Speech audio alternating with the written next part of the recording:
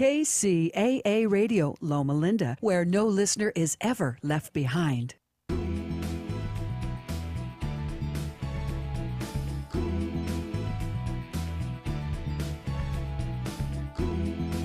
All right, Radio Land.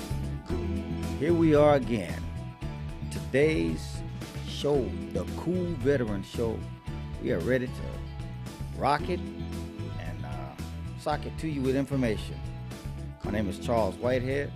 I'm the host here, and I have a co-host, Martha Varela. She'll be calling here just a little bit.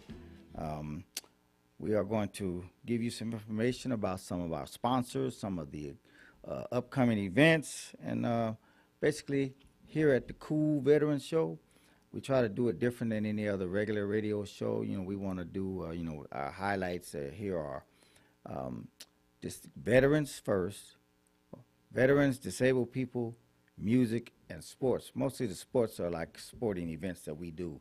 I'm the president of the Paralyzed Vets of America California chapter out of Long Beach, California, and we get a lot done over there. So I just want to be able to, what we do is we highlight, kind of, tell you what we've been doing and what we're doing. And part of our services are, we have a food bank account, so we're distributing food out to our members and veterans and just in the community in general.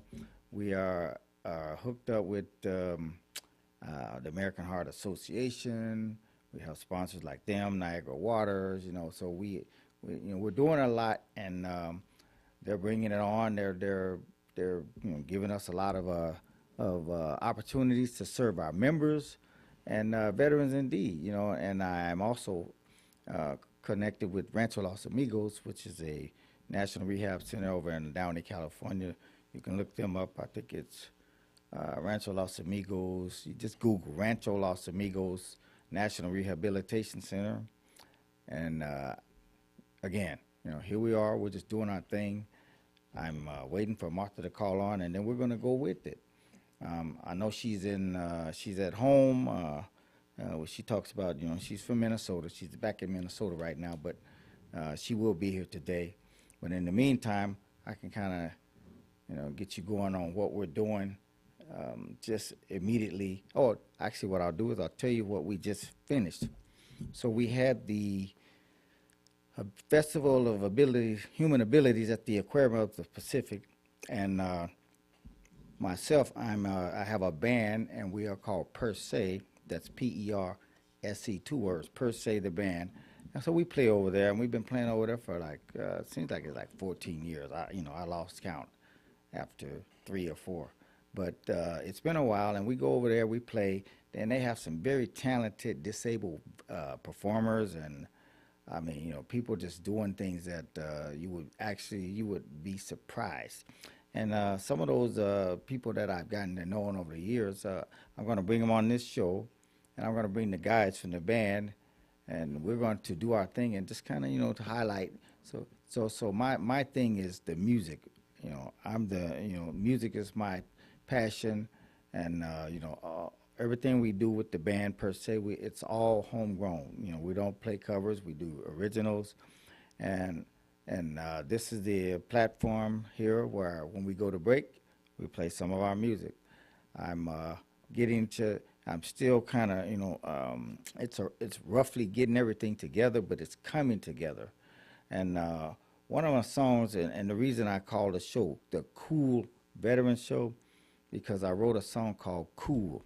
And what that does is basically kind of tells you, you don't have to be a star or anything like that. You just have to have, cool comes in the form of attitude as well as the way you carry yourself. Not so much how you look or, what you have. You don't have to be rich. You just have to be cool, which that's who I am. I try to be cool. I don't blow up with anyone. I don't argue. I don't fuss and fight and screaming and yelling. That doesn't work for me. And so I wrote the song Cool some time ago, but I I have this thing about using it now, and it's like okay, because when I tell people about different things, one of the projects of mine is I went and bought a bicycle trailer um, about three years or so ago, and I converted it so I could use it in my wheelchair. If you don't know, I use a wheelchair. I'm a paraplegic. Been this, so I guess it'll be 38 years tomorrow that I had my car accident that paralyzed me. So it was March 2nd, 1987. So, but what I do is I use a wheelchair, and so I bought a bike trailer and I converted it so I could pull it with my chair. And everywhere I go, people are like, "Hey, where'd you get that from?" So I had to tell them what happened, and then my good friends over at U2 Mobility, um, Mike Box, his wife Mary, and then Mike Young. Those guys are great. So I've been working with them, and they we they sponsor me on with a Scout. It's called a Scout. It's like an electric battery connector with the what I want to call it. It's a battery. It's like a motorcycle connector to my wheelchair. So it just we put a brace on my chair. We put the so the brace stays on, and then it's like a quick connect, hooks up in like less than 5 seconds. And so with my bike trailer, which I call the Cool Trailer, and now I have the Scout, which I'm going to call it the Cool Scout, with the combination. You never see anybody with a wheelchair pulling a trailer. Now I have this motorcycle thing. So there's three parts: the Scout, the wheelchair, and the trailer. And so that's like the cool package. So it's a play on words. Cool is what I like to do. Cool is the word, and that's hence being therefore the veteran show is not about just talking PTSD or anything like that. It's talking about people that I know who are disabled performers, who are disabled athletes, who are veterans. So and hence that's what we say. What's why I say this is the cool veteran show. We're going to show you cool things, and we're going to have a ball. And I want to give big props to our engineer Joe here at KCAA Radio. It's the station that we're at 10:50 a.m. Just in case you don't know, and we're 106.5 FM, and their motto is the station that leaves no listeners behind. So, and I don't know if Martha's on the line yet. She's not on the line yet, but she will be. But again, I'm talking about the cool song. So we went to the Aquarium of the Pacific and performed, and that was absolute, an honor to be over there. So we did it for the Festival of Human Abilities, and we did it for the African American Festival as well. And it's absolutely great to be at that place. It's like thousands of people, lots of families, and we do that, and I enjoy it. And so here we are now. I'm at the radio station telling you about it. If you need any tickets to go to the Aquarium of the Pacific, and if you have a group, let me know. Just tell them you talk to Charles at KCA Radio and the Cool Veterans Show, and we're going to start seeing if we can get and they will sponsor you. That absolutely they will. They allow so many tickets, and they give us a lot of tickets, and I don't have a problem giving the tickets out. I like to give the tickets to people who will go, as opposed to saying, "Oh, just pass them out like they're candy or something." Some people don't. Maybe I can go, but the tickets are 1 year. So anyway, this whole thing with Cool is like I made a video with the trailer, and the upcoming event is the Abilities Expo. It's going to be at the Los Angeles Convention Center, and it's going to be not this weekend, but next weekend. It's going to be Friday, Saturday, and Sunday, and it's going to be anything you think about that has to do with disabilities, wheelchairs, walkers, software. They have all kinds of things, robots. There are wheelchair dancers, performers, and things like that. Um, Fornos, Myra Fornos, a good friend, and she's going to be talking about legal services that the Fornos company, the law firm. This is what they do. They're disabled advocates, and so I want to talk about these people because these are good. U2 Mobility. These are great. These are my friends, and people are sponsoring me because I'm getting ready to ramp it up. I'll be at the Abilities Expo. I hope you and I'll be there with the PVA California chapter. We are the PVA California chapter. I'm the president of that chapter. And there will be other people with the who will come from the VA themselves, and So what we're doing is we're getting out there, and we want to make sure that everybody knows. I'm over at Rancho Los Amigos on Thursday. So if you hear me talking to you now, if you come by during the farmers market, you can catch me over there. Usually right around noonish or so until the farmers market is over. I'm there for the farmers market. I teach a song out of the wellness. Teach a songwriting class out of the wellness center there at Rancho Los Amigos, and this is the place that I worked for 30 years, and I'm still part of it, and I'm glad to be. And again, everything is cool.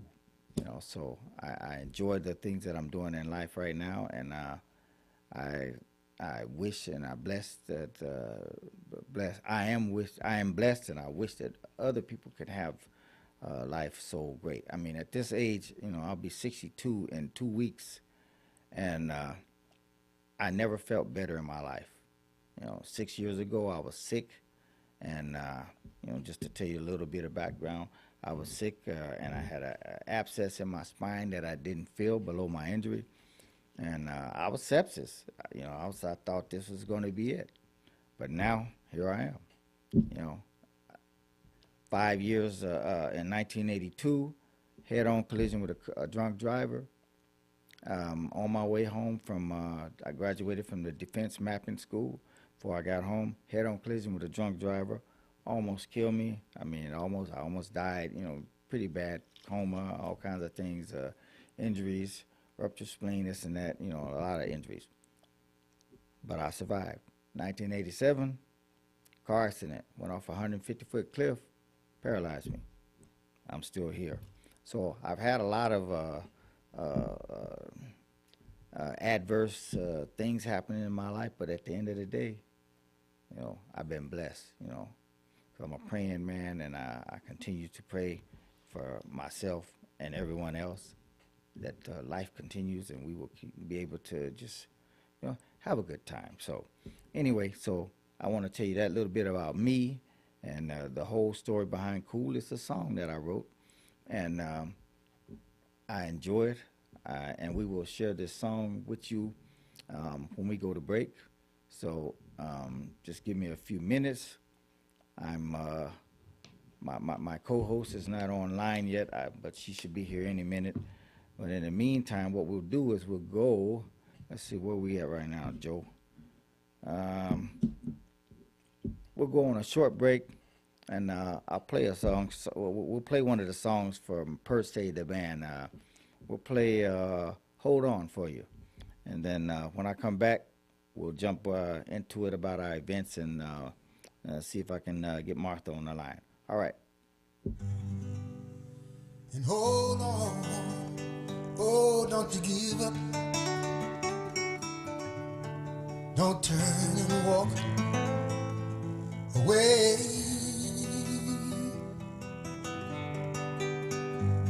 And if you hold on and don't give up, there'll be a brighter day. There'll be a brighter day. There will be a brighter day.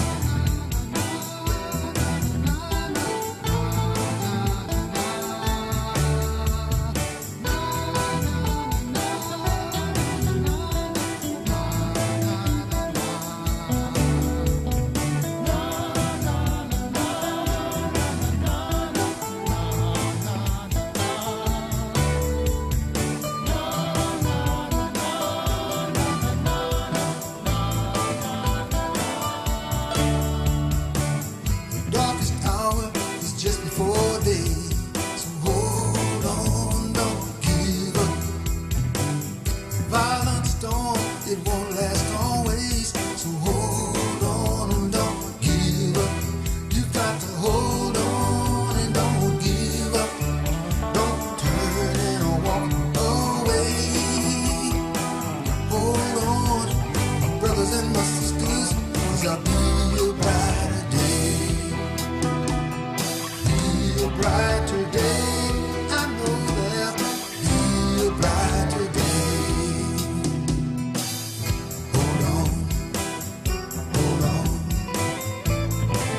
When you're down and out, hold on, hold on. When you need a friend, long smile is one step at a time. So hold on, don't give up.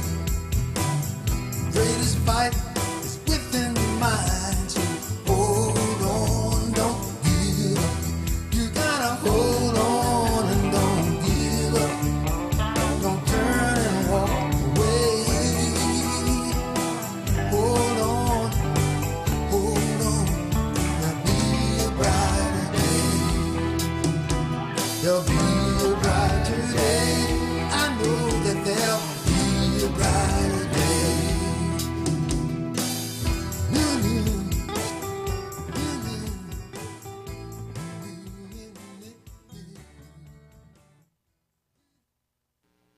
All right, we're back here. Okay, so that was Hold On. That was written by Herman Hogan of Per Se the band. So a little bit more about Per Se. You know, we started the band off. There was four of us, and the original four was Herman Hogan, myself, Jose Cobian, and Ricardo Yearwood. And over time, the band has grown up to like 9 members, and we've expanded, and just and then there's players and musicians. They come and they go. Some move away or whatever, and then some of them have passed. But yet, here we are. The original of the original four, there are 2 of us. That's Herman and myself, and we were always the songwriters. But we have a new guy now. His name is Ray Law, and he's a songwriter. And so we all come with different angles of music. Ray is, his style is kind of a, what do you call it? Bluesy, rockish kind of. Herman is kind of, what do you call it? Old school, and he tells people that I'm rock and roll, but it's not, because I do a lot of newfangled pop music and things like that. But we make the music, and we whoever's however it comes out, and so we're not genre specific. It's R&B, rock, reggae, gospel, funk, you name it. We just make the music, some South American style and things like that.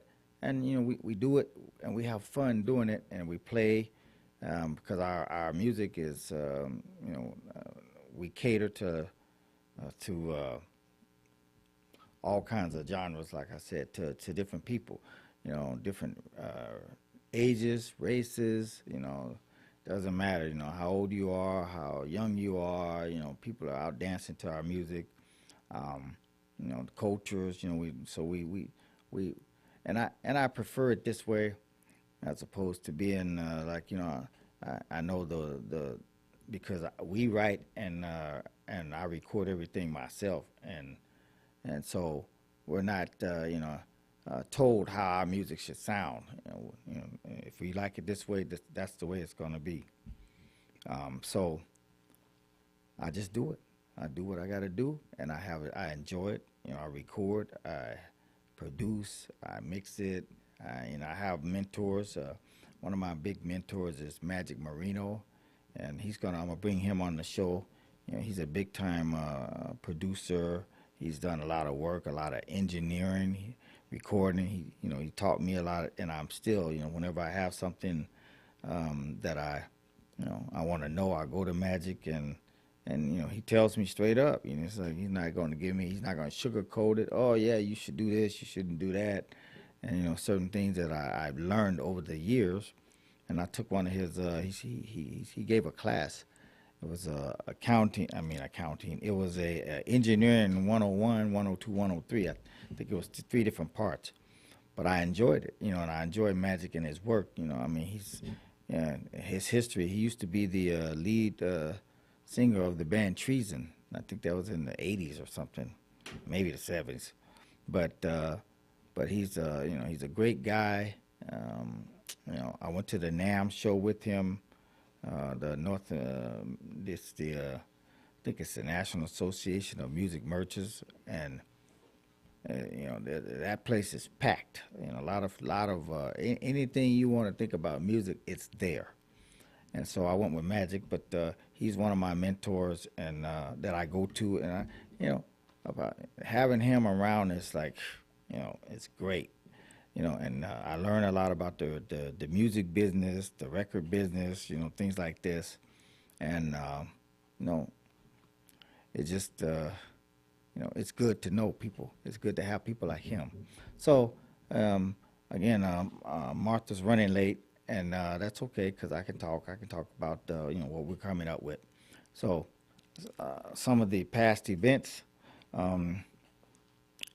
let's see, last week we had our at the PVA, we had our annual meeting. And so what I'll do is I'll touch on some of this stuff. Out here in the Inland Empire, we have members of our chapter who are, they live out like in Big Bear and places like that. And for spinal cord injury care for the VA, you have to go to Long Beach. It doesn't matter if you're in West LA or, Loma Linda has a VA, but they don't have a spinal cord injury center at the Loma Linda VA. And so there was some issues going on that some of the members brought up, as far as like the buildings, the doors, things like that.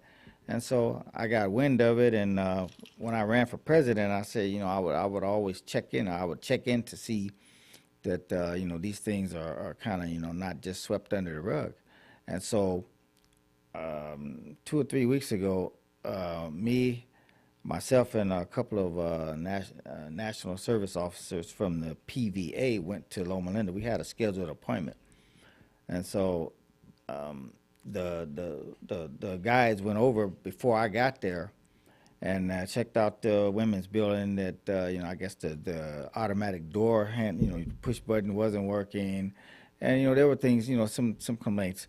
Well, the VA is working on those, and that's, we thank them for that. And so we had this meeting with the chief of the VA, and when we get there, I'm just getting out of the car, and I get called. They said, "Oh, we have the meeting's off."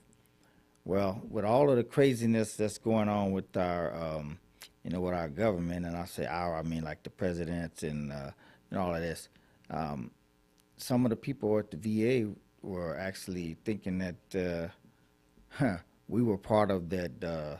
I don't know what they thought about us, and it's like we don't have an office over there, but we sent them emails, say, hey, we're coming out to check out the facility and all, and I guess they thought we were part of their government, the efficiency thing, the Doge or whatever, and so some of the people didn't show up. They didn't want to come out. I guess they thought maybe we were going to tell them you got 30 minutes to get your stuff out. I said, no, we're here for veterans. We're here for the veterans, the PVA. And so that was a big mistake. Not a big misunderstanding, I should say. That was a big misunderstanding. But we cleared it up, and we rescheduled the meeting, and the guys, the NSOs, actually met with the assistant head of the VA. And I don't have a name right now, but we are going to go back, and we're there to it's our job to make sure that the facilities and things that our members go to, they're accessible, and you know that's a big issue.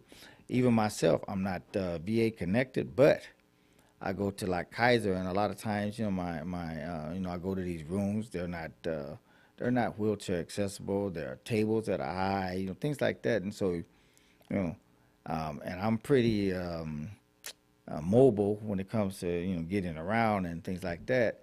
But not everyone is, and so you know, so we have to advocate for better facilities, better you know, care, just things like this. You know, so my thing is I advocate for disabled people, veterans, and in general, those two, disabled people and veterans. So if you have an issue and if you're listening to this show, or if you get you know, have any issues and you're a veteran or a disabled veteran, you know, give us a call.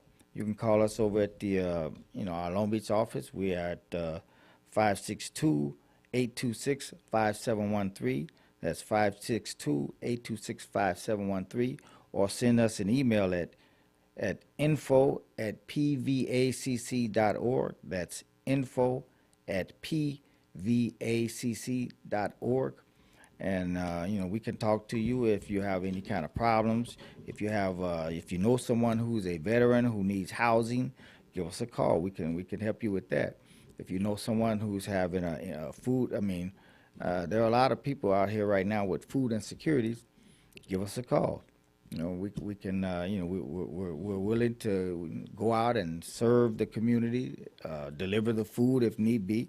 We have a food bank account, and you know, we have, like I say, sponsors: the American Heart Association, Southern California Edison. We have Niagara Cares, and there are a lot of sponsors that just are, you know, there providing us with food and things like that. So, if you want, give us a call.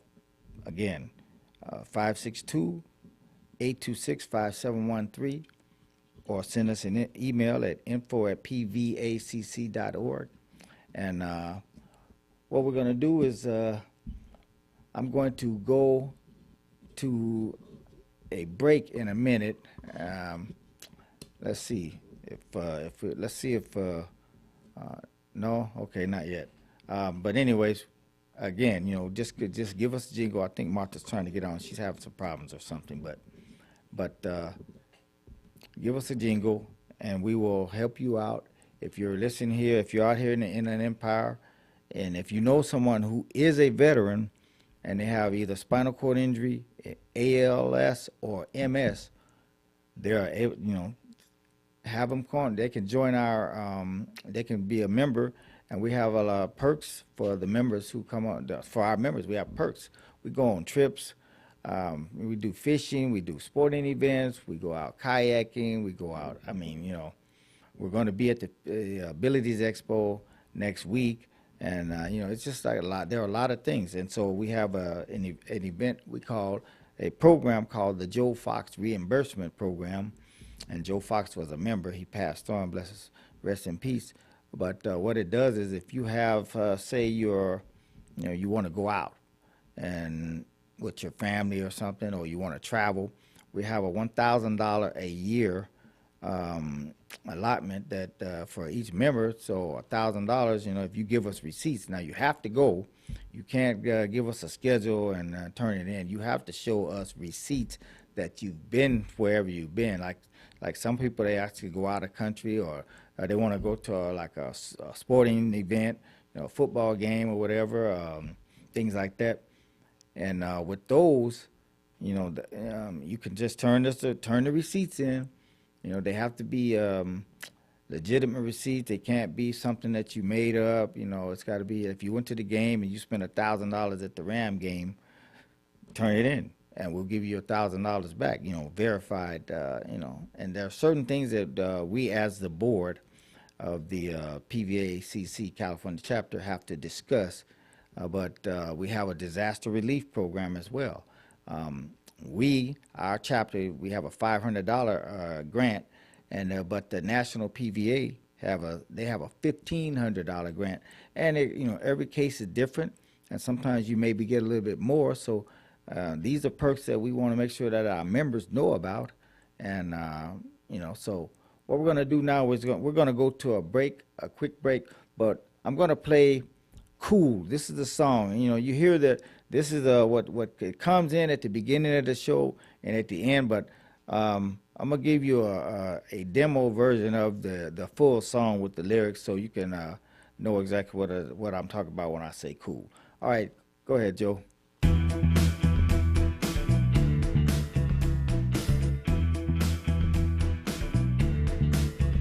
I look into my closet. What will I wear today? I think I'll wear some black pants and a shirt that's black and gray. I put on a pair of shoes, grab a hat, and I'm on my way. I think I'll wear the black hat, 'cause it's a black hat kind of day. Now I'm feeling cool as I'm heading out the door. And I'm feeling pretty good. Now I'm styling even more. Like I'm a star in Hollywood. Later in the morning, once I finally hit the road, I was driving on the freeway, but the traffic was moving slow. The guy in the car right next to me had road rage pretty bad. He's blowing his horn at everyone, talking trash and he's really mad. He's off his cool. That is not the way to be. Don't lose your cool. You can't be losing your control. Don't lose your cool. You never see that come from me. Don't lose your cool. 'Cause that is not the way I roll. Don't need fancy clothes. The clothes you have would do. 'Cause it's not about the threads, it's the character in you. Sometimes you will be right, other times you will be wrong. You don't need to fuss and fight. If you're really cool, you learn to get along.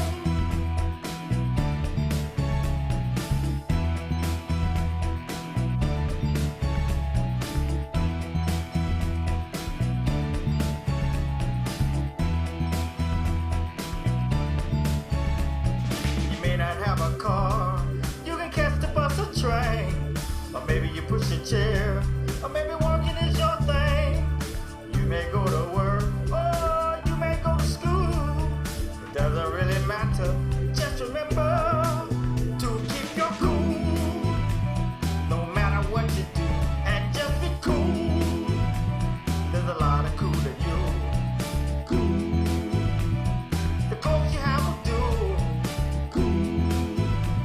It's the character in you. Sometimes you won't be right. You don't need to fuss and fight. You don't need to have a car. You don't have to be a star. If you need a blessing every day, remember, you can still be cool and great. Just be cool. Just be cool. Don't lose your cool. Don't lose your cool.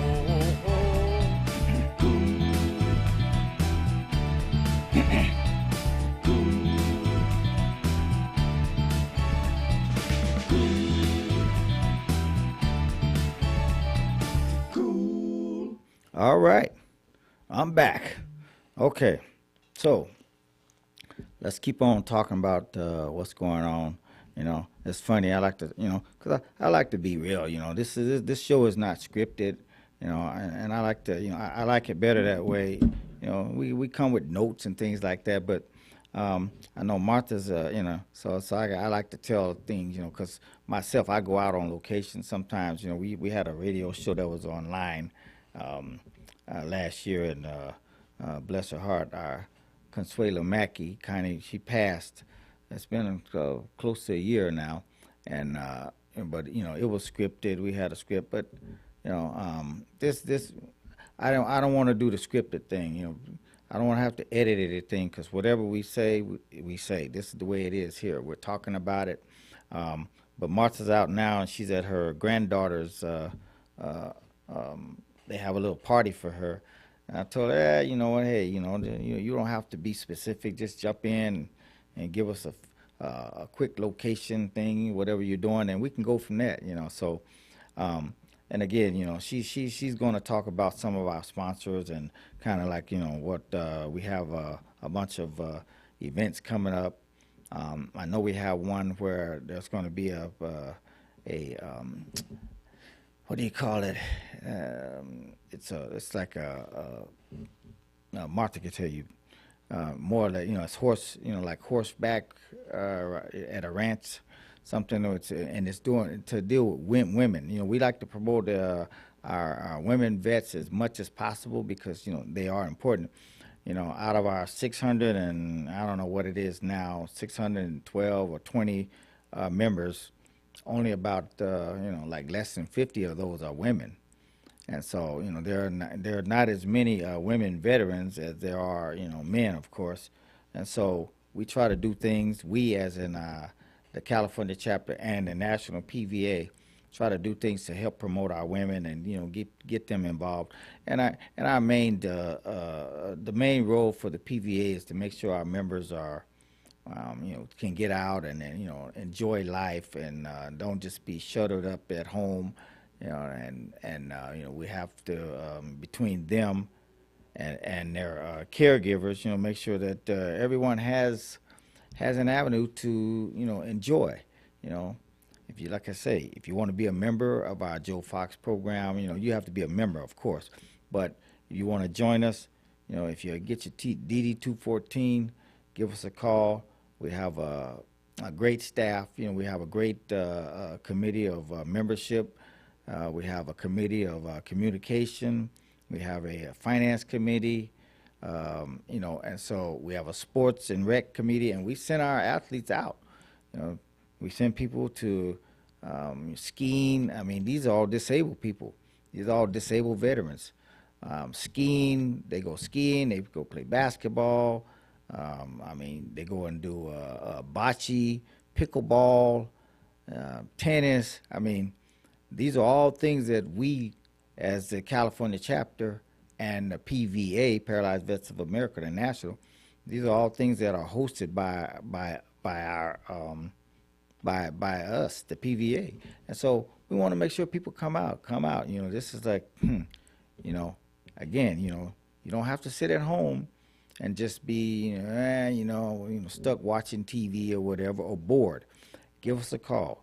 We love to talk to people, and I, myself as well. Being the president, I'm not necessarily, I can't do it all, and that's why I say we have a great staff with the PVA board of directors. We want to make sure that people know, and the only way they're going to know is if we get out here and talk about it. And Southern California Edison, we have a communication grant with them, and part of this radio show is to talk about it with you guys, let you know what we are doing so that everyone can be involved who is. Maybe you have a grandmother, a grandfather, an uncle, or an aunt who's a disabled veteran, or if you just want to come and you're not a disabled veteran, you want to come and join and volunteer with us. We take that too. We go fishing, and we have a great family that comes out and helps us with the fishing. Again, like me myself, when I first became president, I went to the VA games as a volunteer because I'm not, I don't get my coverage through VA, and it was awesome to be able to go out there and see these people. There was a lot. There were like 6,000 athletes that were at this event, and it was humongous. They had every hotel locked up, that was close to the convention center in New Orleans, and so my thing is, let's get out. I want to be out there. I want to see what's going on. I want to know. I have an engineer's mind. I want to know how things work. Coming from living in the country, being a farm boy at times, to my father was in the military, so we moved around. And my mother, she lived on the farm, and so I've had the taste of that, living on the farm, driving tractors, and it's just so I come to the big city, at the age of 18, after surviving that first car accident. Then I started. My father's best friend was a vice president of the limousine service. I learned the business, bought my own limo, got hurt again, and and continued the business up until the end of the business for me was the end of the line, and I had enough was the Rodney King riots, and so I had a lot of business in L.A. and one of my cars got jacked and jumped, and it was just like it's okay, it's time to get out. That's why I went to Rancho Los Amigos and started volunteering, and it was different. I didn't have the money that I had before, but I had peace of mind, and I was still young. So here I am now. I enjoy what I do in life. I get around. I'm enjoying life. I get to talk to people. I get to see people. It's just like I couldn't ask for a better way. Yeah, I got involved in the trucking business, and that's okay, but it's not. And it's but the trucking business is that's a whole different thing. I'm here. Charles Whitehead feels as great as he's ever felt in his life, and part of it that part of my maintenance too is I put a lot of liquid IV in my water, and vitamin B12. I put those in my water every day, and before I go to bed, I eat a yogurt. I do the probiotics thing. Now you can take probiotics tablets if you don't like yogurt or whatever, but those things help maintain my energy level and my to make sure I don't get dehydrated.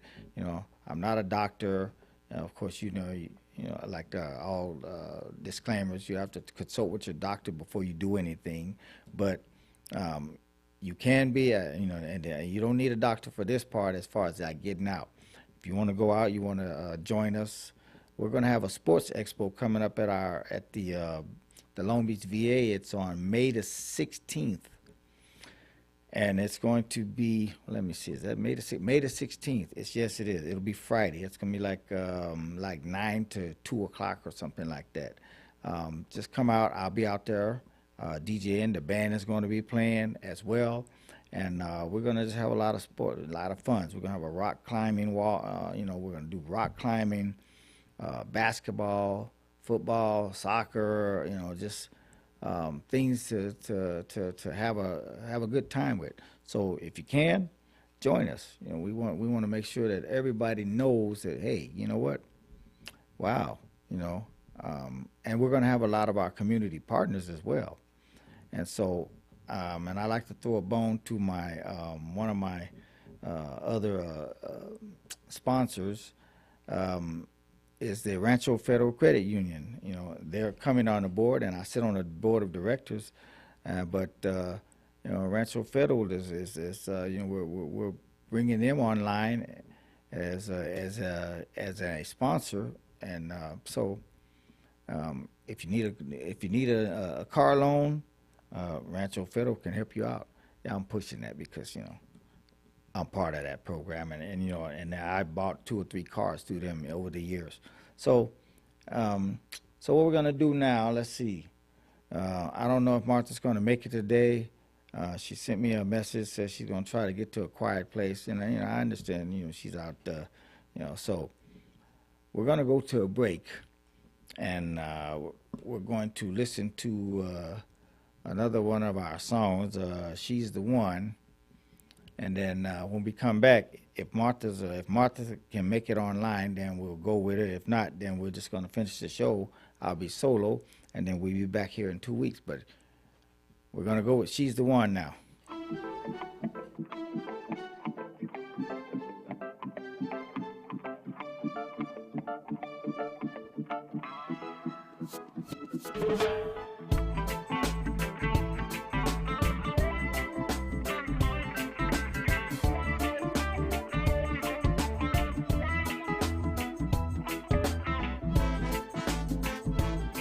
I love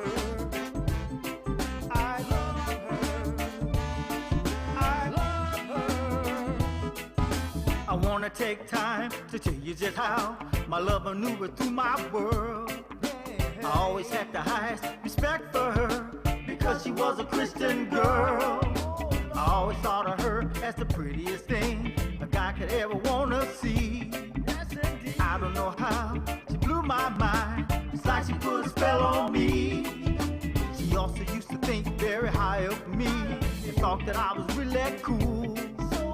I remember when, back in the days, I used to make her laugh in school.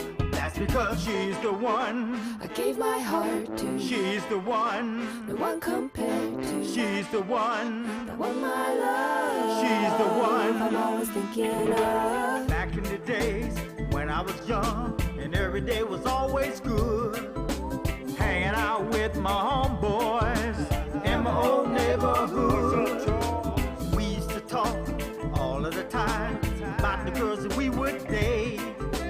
If you had 2 or 3 or more, you really topped the Mackin game. There was the one, when she came around, with me she used to have her way.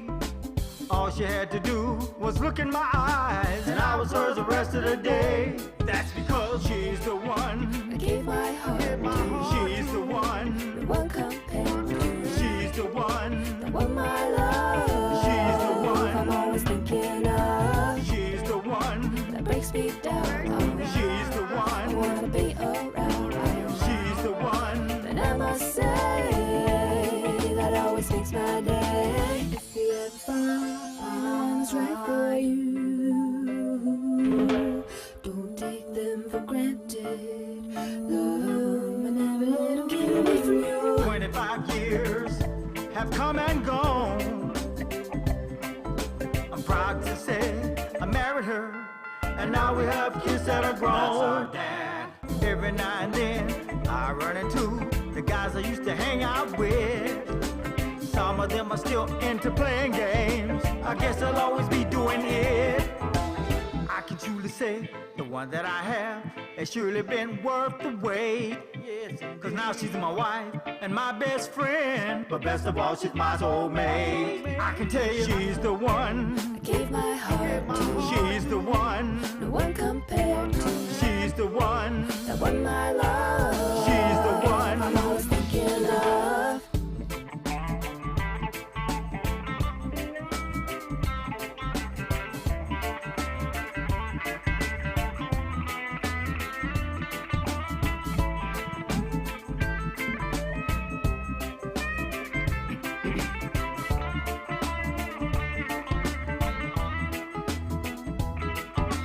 She's the one. I gave my heart to.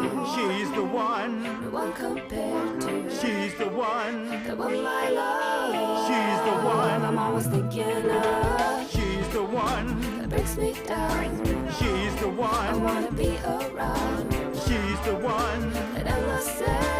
She's the one that always makes my day. Makes my day. Makes my day. Makes my day. Makes my day. Makes my day. All right, all right. Here we are. We are back. Yeah, that was a song I wrote called "She's the One." It still needs to be a little fine-tuned, but you know, some of these songs you're hearing, they're still kind of like in their post-demo stage, but not their pre-ready stage. So they're kind of like, you know, a little bit tweaked. I'm tweaking them here and there, but you know, it doesn't matter to me. You hear it, you hear it. You like it, you like it. You don't, you don't. Doesn't matter. So we're going to take the next, 5 minutes or so, and just kind of give you a review of what I've talked about today, and just kind of, you know, some of our sponsors. You know, we have the American Heart Association, we have Southern California Edison, Niagara Cares. We want to give it up for the food bank, for, you know, the LA Food Bank, for, you know, giving us food. You know, we go out and distribute it toward our members and things like that. We sponsor a wheelchair basketball team called the Long Beach Flying Wheels, and you know, just the PVACC. We're involved. We are very busy, and we love it. You know, our veterans. We try to make sure that the ones in the hospital are accommodated as well. We did have a Super Bowl party, and that was absolutely the members who were there in the hospital. They were like, they need more like that, and so we're pushing to have more events like that. We do have outside events, but we want to make sure that our members know, hey, you know what, this is your life doesn't have to be miserable. Life is not over if you're in the hospital or if you're in a wheelchair or you're disabled or a veteran. All of those things. There are a lot of happy times that come with these events, or just with this. I know there's a lot of struggles. Whether it's mentally, physically, or whatever, financially, there are a lot of struggles that go on with the somebody in a wheelchair. Not just veterans.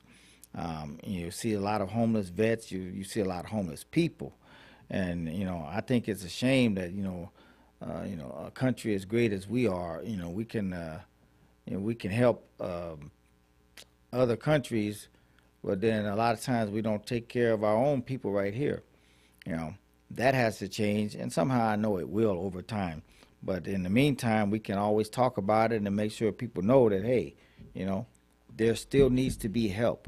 We need help. And so, but it'll all come. In time, it all works out.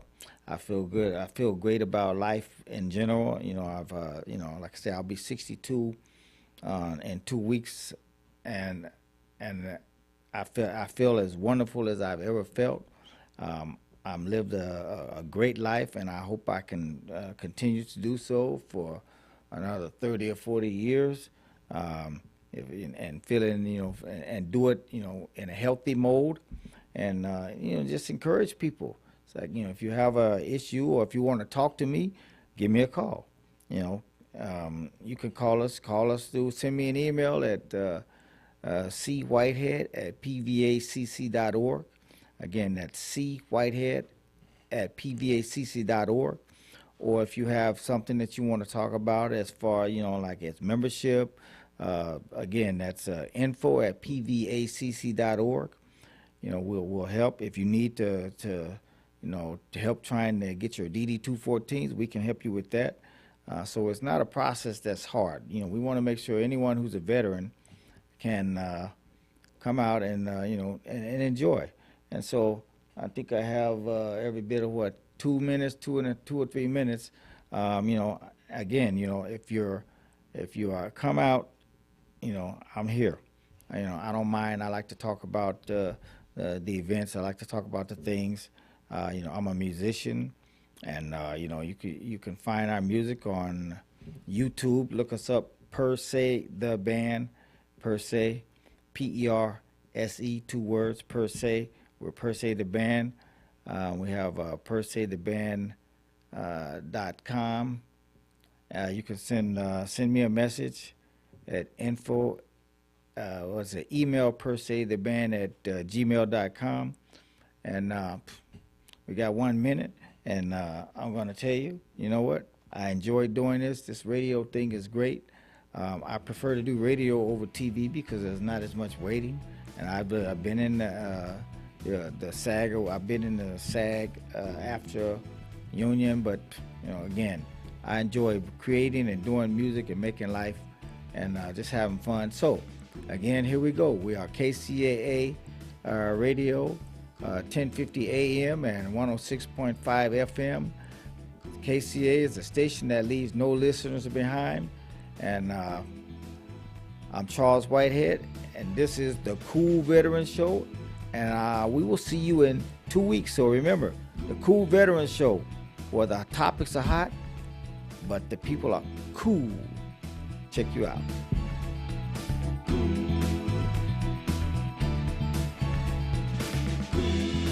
KCAA and KCAA Internet Television, the station that leaves no listener and no viewer behind. Meet Barkley.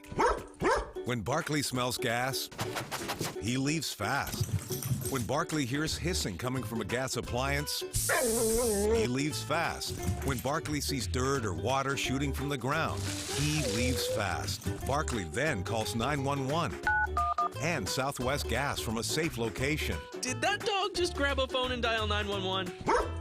Gas lines can be buried anywhere, so remember to call 911 and Southwest Gas. With 60 years of fascinating facts, this is the man from yesterday. And back in time to this time in 1966, there's some controversy in ABC adding a fourth network commercial to the new Batman series. Usually there's only 3 commercials per 30-minute program. Don't worry, Catwoman. The anti-bat sonic device in my utility belt would have deflected the beam. Holy understatements, Batman. And from this time in 1976, looks like NBC TV is going to broadcast for the first time on TV the epic 1939 movie Gone with the Wind with Vivian Leigh and Clark Gable. It'll be broadcast on 2 evenings and during rating sweeps here in November 1976. Frankly, my dear, I don't give a damn.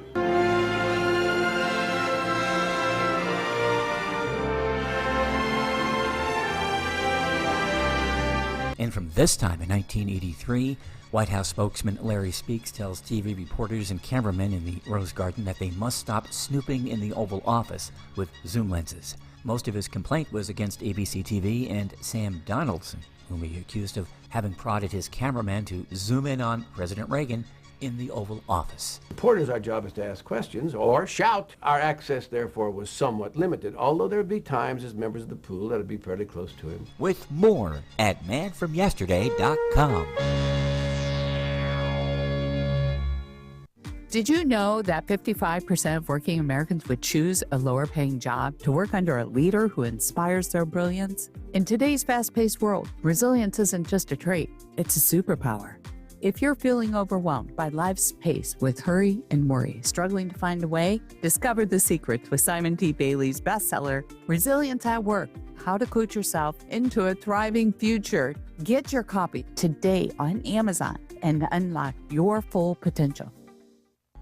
Located in the heart of San Bernardino, California, the Teamsters Local 1932 Training Center is designed to train workers for high-demand, good-paying jobs in various industries throughout the Inland Empire. If you want a pathway to a high-paying job and the respect that comes with a union contract, visit 1932trainingcenter.org to enroll today. That's 1932trainingcenter.org.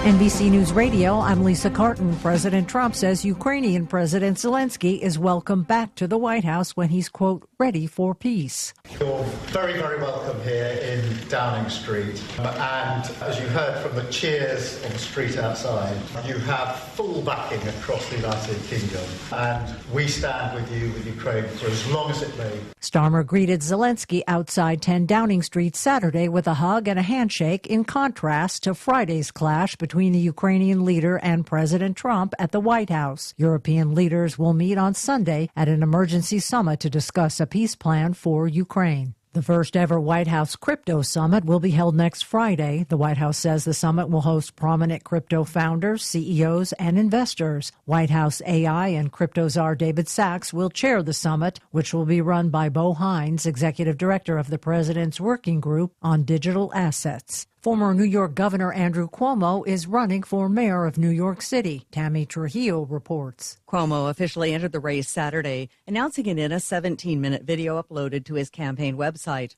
On X, Cuomo said the city is in crisis. That's why he's running for mayor of New York City. Polls dating back several months found Cuomo could enter the 2025 mayoral race as a frontrunner, despite the sex harassment scandals that caused him to resign as New York's governor. The year's top movies will be honored at the Academy Awards this weekend, with Emilia Perez leading the field with 13 nominations. The 97th Academy Awards will air at 7 p.m. Eastern Sunday.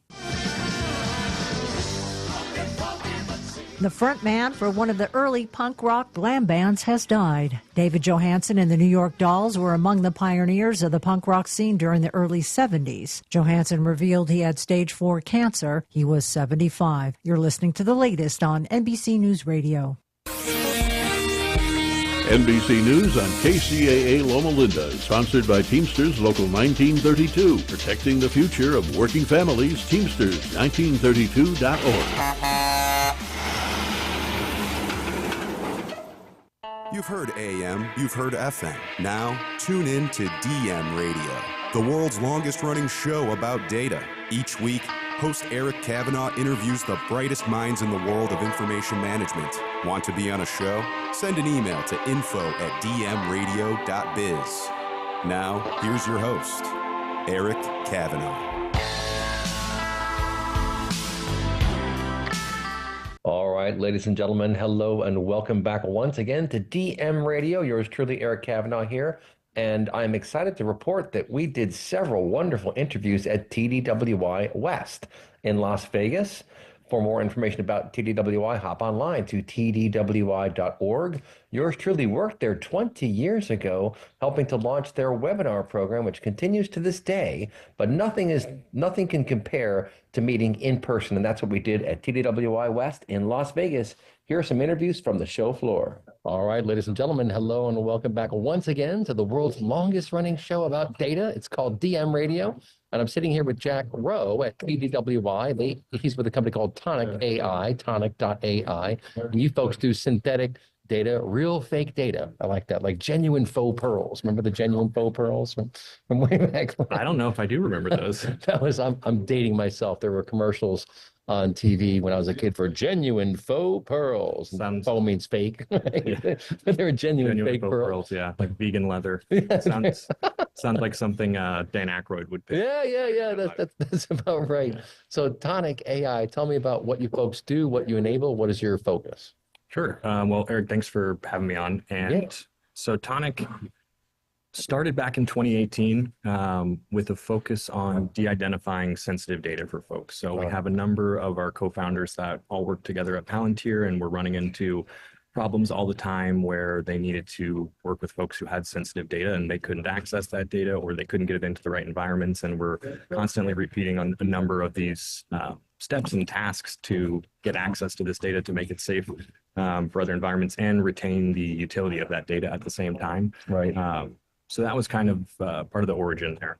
And what Tonic started out as is now our Tonic structural product, and it's designed to sit like an ETL between two databases. All right. And in a nutshell, give folks who have sensitive data in production or in whatever source database you're looking at, and de-identify that data and move it to a lower environment at either a one-to-one scale or at a shrunken down subsetted scale.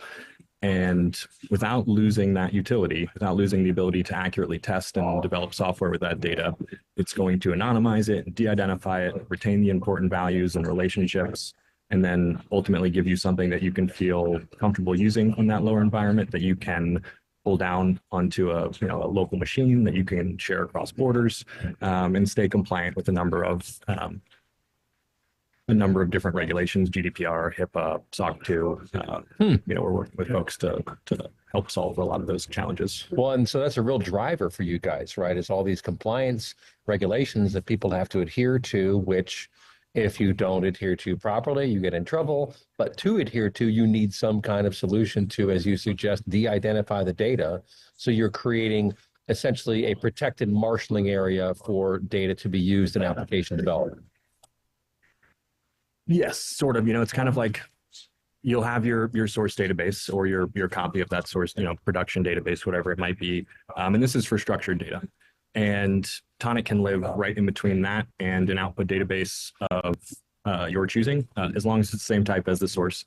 And you'll, within our user interface, have the ability to pick and choose which columns you need to anonymize, what relationships are linked together between columns. Say, for example, an annual income column and a largest bill amount column. You might expect there to be a relationship there. You could link that together, and ultimately preserve those nuances that make your data unique, and are the kinds of things that you need to be able to test on, because they're showing up in your production environments.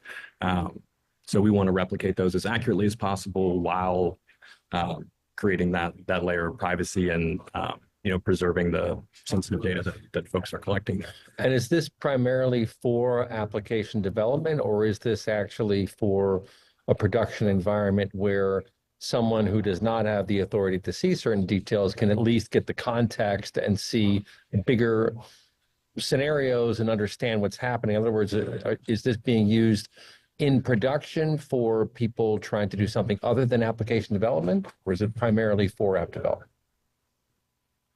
I would say, without having the numbers in front of me, we've got a good mix of just about everything on the structured data side of things. We've got folks that I would say pretty heavily are using it for application development, software testing. Tonic will quite frequently be plugged into a CI/CD system and scheduled to run as either a series of cron jobs or kind of ad hoc on demand refreshes of data. So we see folks using it in a number of ways, but it's driving things like software testing and development, giving developers the ability to test with more realistic information, giving offshore developers the ability to access information that they wouldn't otherwise have. Right. So typically for most of the regulations, there's going to be specific rules around cross-border data sharing, and how privacy needs to be maintained there. And so with Tonic Structural, you're able to anonymize that data. You're never sending the actual sensitive data in that scenario. So that's great. We're enabling use cases like that. And then the other big thing with Structural is that you can subset and preserve referential integrity. So not only are you anonymizing the data and making it safer to use, but you can also, if you choose to, use a where clause or use a percentage and shrink your data down without breaking it. So anyone can shrink the data, but can you preserve all the referential integrity pieces? Can you maintain all the foreign and primary key relationships? And can you get that down into a usable state? So adding a lot of utility there. And again, that's all on the structured data side of things. In terms of free text, where we're seeing a lot of momentum nowadays with all of the Gen AI and LLM training and RAG applications that are being developed, there's been this huge new need for the ability to anonymize a lot of that data or sensitive data within those free text fields, within chat transcripts, within PDFs, emails. Kind of like DLP, right? Data loss protection. A little bit similar to that, where you're looking for certain key PII pieces of information and flagging that automatically, going, oh, be careful, we have to anonymize that. Yes, so textual, it does work a little bit differently in that rather than sitting like an ETL in between two databases, it's capable of just running as more or less a part of your data pipeline, and you can feed it all the aforementioned files that I already stated, and then a pretty wide variety of others as well. And it will give you the ability to identify sensitive values within there. It uses named entity recognition to help find what's sensitive. So if it's a doctor's note and it's reading through that, it's going to find things like names, addresses, dates of visits, type of treatment, medications prescribed, things like that, and then give you the ability to anonymize those using pretty similar techniques to what we do with the structured data. So building off of that, but the output is this streamlined format of anonymized free text data that is again going to have the utility and the sentiment of the source, but is no longer going to be bogged down by the fact that it's got sensitive information in that. So if you're a healthcare company trying to train an LLM, you don't want to expose patient information to that LLM, because what if it shows up in an answer? Somewhere down the road, or even before that, what if it just ends up getting exposed to a developer that's not supposed to see it? It's a HIPAA violation of some sort. Not an expert there. So we're helping folks that are working with data like that to seek expert determination, reviews of their data, get it approved for use in other environments, get it approved for use in LLM training and RAG applications. So yeah, that's really very interesting, because in doing so, you're opening the door for healthcare organizations to use large language models. I was talking to a guy who works a lot with these technologies, and he was joking, hey, if you read the terms of service for ChatGPT, it says do not use for healthcare, do not use for this, do not use for that, because of the reasons you're talking about. Well, because they're probabilistic, and so they could give you a very wrong answer, and you don't want a very wrong answer. So you're enabling these organizations to use this technology by putting something in the workflow that flags the PII and anonymizes it so that you're keeping that safe, right? Yes. And kind of actually on that same note, something that we'll see quite frequently is with folks that are working with data from chat transcripts, or that are working with data that's been sent already in that kind of format, that folks aren't particularly careful about that. If you look at it from maybe a population standpoint. Right. So we have folks all the time that will talk to us about how there is, environments that were not created to process that type of information. A simple support chatbot that wasn't necessarily designed to handle somebody going on there and saying, "Hi, my name is Jack Rowe, and my social security number is 12345, and I live at ABC Sample Street." So, that's what ideally you could get it anonymized to at some point. But when that comes in like that, now that information is coming through, and if you're not equipped to be able to handle that, then that all of a sudden makes you a little bit vulnerable to having to handle that, because now you're in custody of that sensitive information. Right. Well, cat's out of the bag. Right? is kind of the deal, right? Well, and that I think this is very interesting because, again, you are providing a guardrail for use of large language models. And so in that sense, I guess you would be part of the RAG model. Is that correct? Would you view it that way? Or could you be part of the RAG model? I don't know if I'm an expert enough to say if we're part of the model. We're certainly part of that pipeline of helping folks improve their RAG models, make them more efficient, faster, and more accurate. Right. Well, and masking. So there's data masking, which is used to preserve the form of the data, but it's masked to protect the entity, right? So that's kind of what you're doing, is you're masking the data by anonymizing it, essentially, right? Yeah. So with structured data, there's usually going to be a wide variety of techniques on any given column. You can change the names in any number of ways. For certain use cases, it might be better to have something anonymized in a more aesthetically appealing way, so that the names look realistic and they link up together with the email addresses, and the street names still look right. But then maybe that's for a demo use case for a sales team or for a customer success team. But then for a software development and testing use case, it might not really matter as much. What does that data really look like? Does this look pretty or not? Is it testing functionally? Is it giving you the results that you need? And then with textual, it's a little bit different in that we're give you a couple of options in terms of you'll be able to anonymize the data in a way that's consistent. So, hey, every time Jack Rowe appears in this data, we're going to anonymize it to the same output. Interesting. Okay. And that's something, you can choose to do or not, just depending on the use case. And maybe names aren't a great example there, because probably some concerns are already popping up in security folks around always de-identifying the same name to the same thing. But that's funny. For unique identifiers, that's super valuable. That's available in structural and in textual. But then in textual too, we'll give you the ability to redact.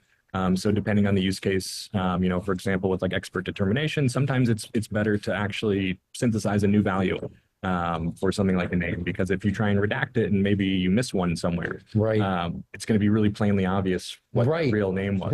Whereas if we've changed a bunch of names, then it's going to be difficult to tell, is that a fake name or is that a real name? How interesting. And you can hide things in plain sight, so to speak. Well, and we just got a couple minutes left here, so I'll close on what I think is the really big value add, is that companies these days, if you think about the pace of innovation today, I believe we've entered a hyper-accelerated pace of innovation because of these AI models, not just the Gen AI models, but all sorts of foundation models that are doing amazing things. And the point is that from a business perspective, you've got to be able to be very agile in your whole process of developing and managing and maintaining applications. You have to amend them, update them, make them more usable, whatever it is you have to do. That needs to be a very frictionless environment. Absolutely. And if it isn't, then any one of these issues becomes a bottleneck that just scuttles the whole effort, right? So, absolutely. So you have stepped in to facilitate that, to protect the sensitive data, and to enable the teams to be very agile and very fluid and very frictionless, right? Absolutely.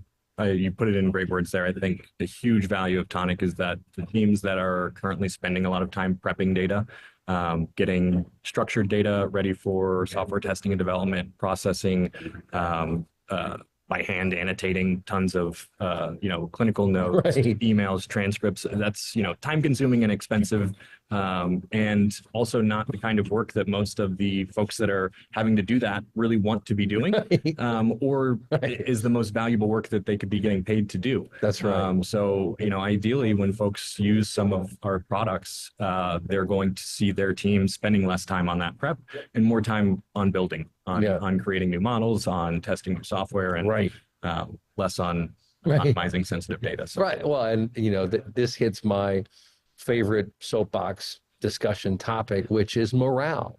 And when morale is low in your organization, you can have all the money, all the time, all the resources, all the personnel, and you're just not going to get good stuff done because morale is low. Right. And morale is low when people do work they don't want to do and work that's very tedious. And you start sort of mapping out what would it look like to manually do this. Don't ever. Yep. Don't. Well, do and that. here's the thing too, is you can map out that plan. You can spend, say, hey, we're going to be able to have a solution for this. And we're going to find a way to custom script and build something that's going to anonymize our data for us. And we'll have it done in a month or whatever that timeline is. And that's great. And a lot of times that will work, but your company is growing, your needs are changing, your product is constantly going through new developments and adding new features. So the features that you need to test and the data that you're collecting is changing, and that work that you just custom built to script is going to be stale and outdated again in a few months. And then that developer that was excited about that maybe at the time now has to go back and redo everything that they did, or maybe they don't want to do it again. And you've got a situation where those folks that would have now otherwise just been able to go and either click run generate within Tonic or make an API call are spending time going back and working on hand redacting. That's so interesting. Well, and it gets back to hand coding, right? Hand coding can be very good for point solutions to solve one problem on one particular case or in one particular point in time. But when the world continues to move around you, that one strip of code suddenly becomes a bottleneck, and that's what you don't want. Basically, is you want to have. I view them as marshaling areas. You want to have areas where you're solving this kind of problem, and then areas where you're solving that kind of problem, and that's your workflow, right? And Tonic is in there to again protect your sensitive data and to enable your programmers, your developers, and the whole teams around those folks, even the business people, to get things done and to move forward quickly, knowing that you've protected the data you've protected, and also the referential integrity. That's the other key part, right? So it could just plug right in and work, right? Yeah. I can go into Google Sheets and anonymize data, but the referential integrity I cannot preserve, So it's easy to anonymize data, but keeping it intact, keeping the utility, keeping the unique characteristics of the source data that make it useful for all those things that we were just talking about. Right. That's the hard part. The tricky part, and that's the part that we've taken care of. So I love it. We'll look these folks up online. Jack Rowe, R-O-W-E. Look him up on LinkedIn and look up tonic.ai. We'll be right back. You're listening to DM Radio.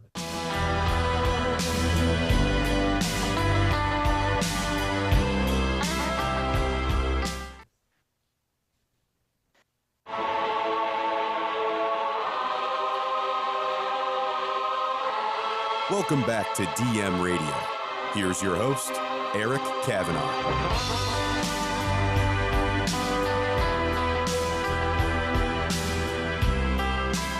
All right, folks, back here on DM Radio at TDWI in Las Vegas, and I'm with Chris Adamson. He's the Director of Education over here, and Chris started teaching at TDWI back in 2007, which is when yours truly left and launched DM Radio, which is kind of fun. But like me, you have been at TDWI in different capacities over the years. So maybe tell us about your background, how you get into this whole data space, and how you got here. Yeah, that's absolutely true. I've been in the world of analytics and data management for over 30 years. Wow. I started my career as a practitioner in a business area, moved into IT, eventually became a consultant, worked for boutique consultancies for many years, actually worked for a couple of different product vendors during the dot-com bubble, and an independent consultant ever since then.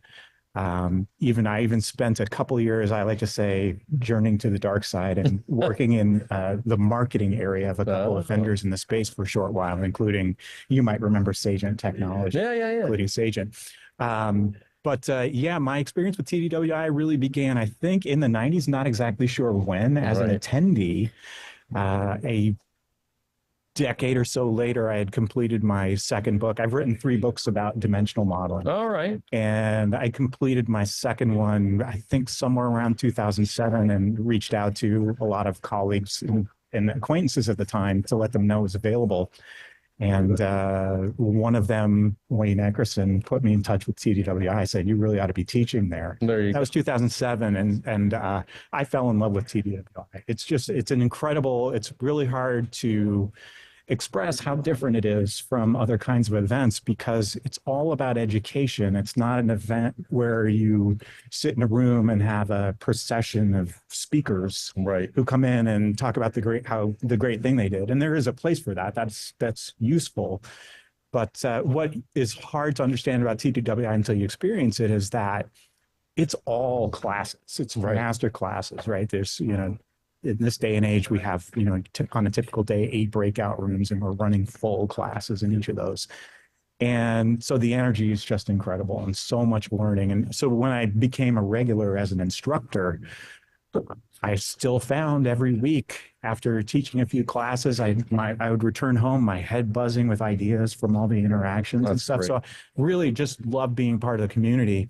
Fast forward to more than a decade later, recently they asked me to come in and start actually serving as director of education, which allowed me to continue my service devotion to this great organization. That's awesome. And I mean, I'm with you 100%. That's what I was impressed by myself way back when, is that these are not short 40-minute quick hits about this vendor or that vendor. These are detailed classes, half-day class, full-day, 2-day classes sometimes, that really allow you to get into the weeds and understand not just the basics, but the nuances and the finer points about data modeling, for example, about how to build a data science team, for example. I mean, there are a lot of details that you have to wrap your head around, and it's very useful to talk to practitioners who have done that and know not just the technology side, but the business side, the methodology of the action of what you're trying to do and why it's important to think through these things. That's the kind of stuff you get from these classes. And the people in the classes are all levels of expertise, right? There are some beginners, there are some people who are very sophisticated. So you actually learn from the students sometimes too, right? Absolutely, yeah, that's absolutely true. And I find it really useful as an attendee, as an instructor, to be not only learning from these practitioners, like you say, but also to be surrounded in the room by other people who are trying to do these things. Right. They're trying to solve, they in many cases have similar problems, or you'll sit next to someone who's actually already solved the problem you're working on. Right. And so you don't learn just from the instructors, but also from everyone around. It's great. You walk out of a class during the break and you just hear everybody saying, oh, we should do this, and talking, oh, I tried that. And I love to see it. I also love to see, and this happens consistently, but I love to see people who actually come back and, they've already done things, but they're not going to sit and rest. The people still want to come back and learn, okay, I've done this 10 times, but is there a better way to do it now? Right. Right. And so it's wonderful to see that. There's a spirit of like everybody's here trying to get ideas and improve, whether they're a beginner, like you said, or whether they're seasoned leadership, been there, done that. Right. Not wanting to get stuck in a rut, but is there something different I should be doing now? Right. And I love to see that. Well, and the industry has certainly evolved. I mean, you look at the technology side, we're able to do many, many more things that we could not do 20 years ago. That's part of the challenge. It's also part of the exciting aspect of this industry, is that when you recognize that now you can do real-time data warehousing, for example, because I wrote an article about real-time data warehousing in 2002. All right, there wasn't a lot of real-time data warehousing in 2002, but that was the vision. That's where we wanted to go. And so I think one of the fun parts about coming to TDWI is that as an attendee, you can learn about what's possible and then what's really plausible for you and your environment. Yeah. Because every company is different, whether it's the tech stack, the data that you're trying to use, the business model, how you're going to use it, all these factors come into play to help you shape a system that's going to work for you and for your organization. And that's very different from one company to the next, right? Yeah, absolutely. And I think it's pertinent that you mentioned writing an article in 2002, because something that's changed about TDWI over the years is that what we do in data and analytics, the scope of the deliverables that we have inside a business has expanded dramatically. Right. And so, in the 90s, TDWI was all about build a data warehouse, build a data mart, data integration, a BI tool. Right. As the scope of what we do in our programs has expanded, our curriculum has really expanded a lot too. And I think that that's something else that I like about these events. It does, from the perspective of someone who has to plan the event and make sure that we've got, classes set up for various interest levels, interest areas, it's a little bit of a challenge. But rather than stay focused narrow on the data warehouse, we've expanded the scope of what we cover. So we now cover BI and analytics. We cover data science, machine learning, AI. We cover the data management foundation still. Right. We cover platforms and architecture, and we have a category for strategy and leadership. So it's expanded, and I have to make sure that on any given day at a conference, we have all of those areas covered. Right. The great thing about it is that it allows a diverse team to come here and they can divide and conquer. Right. Someone can, I'm going to go attend the architecture courses. Right. Somebody else will say, not interested in that. I'm going to the data governance courses. Right. Right. And nothing makes me happier than walking the halls on an evening after every shutdown and finding a team that has commandeered a table somewhere.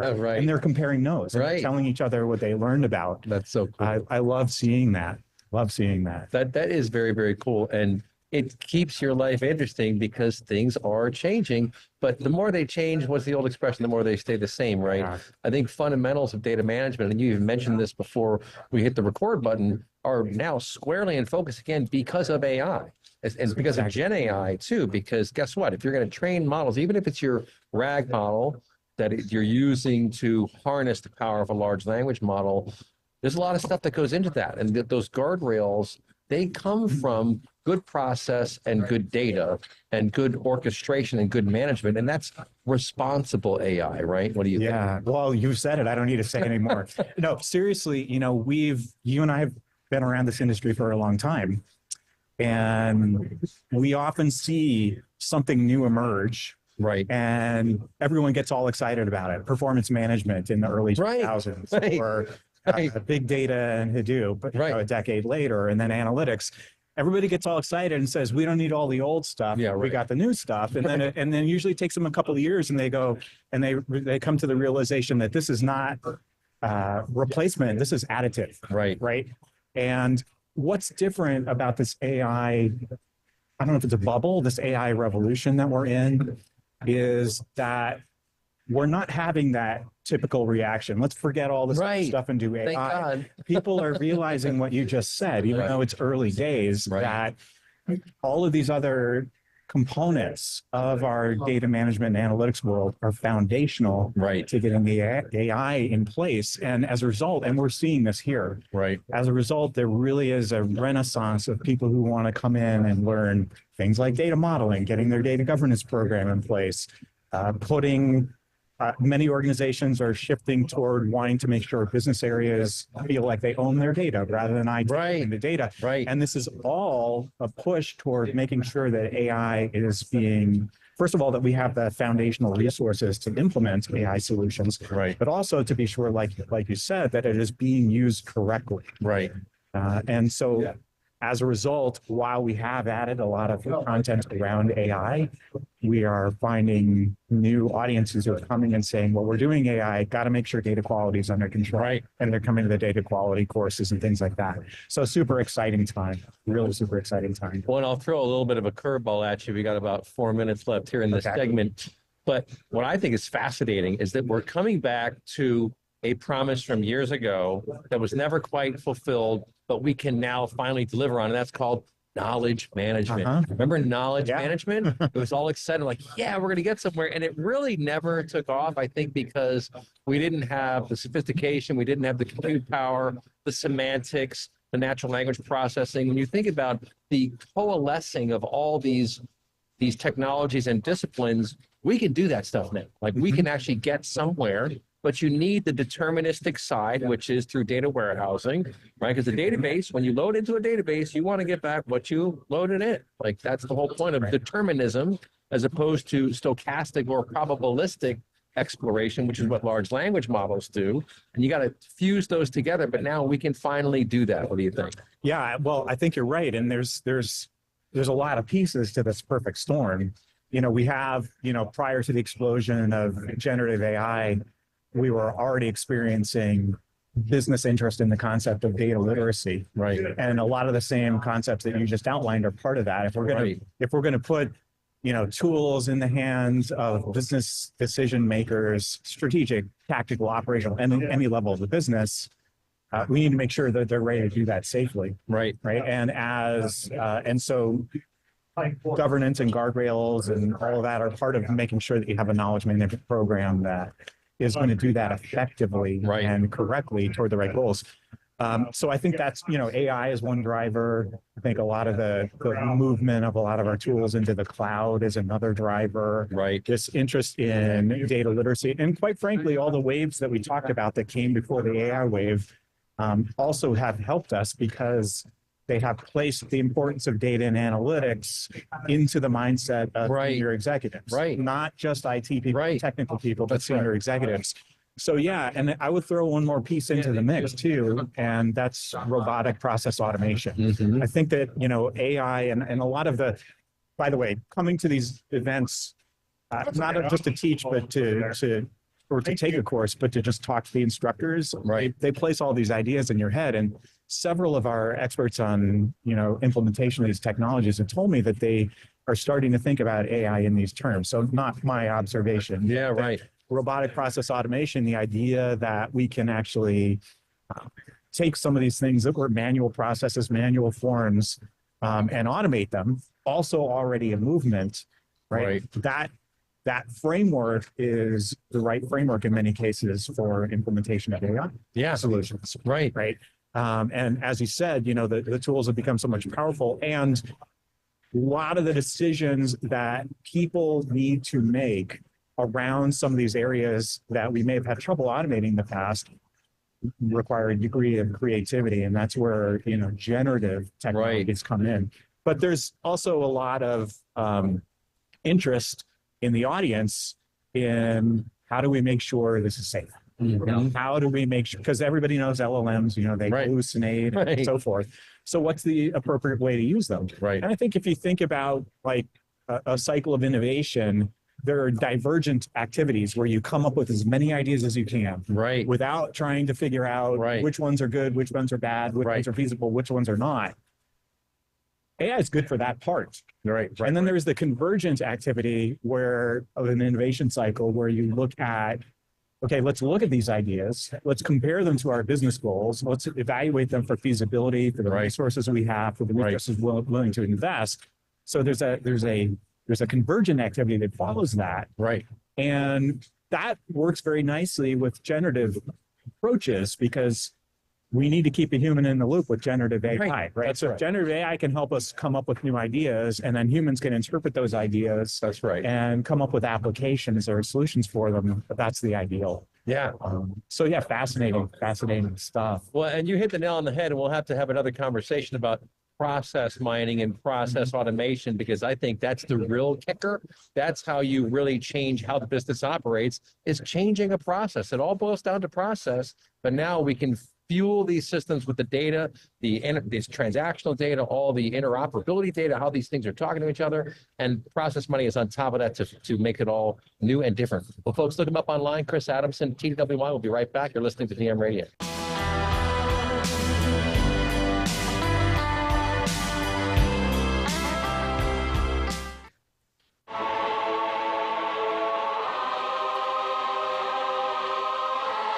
Welcome back to DM Radio. Here's your host, Eric Kavanaugh.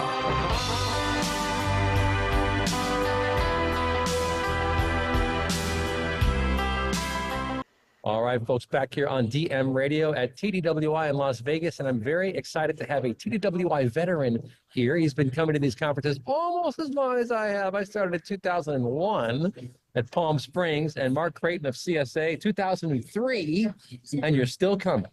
It's in San Diego. And you learn everything. You learn new stuff every time, right? Yeah. So I started out first with data warehousing. Right. And that was a fad at the time.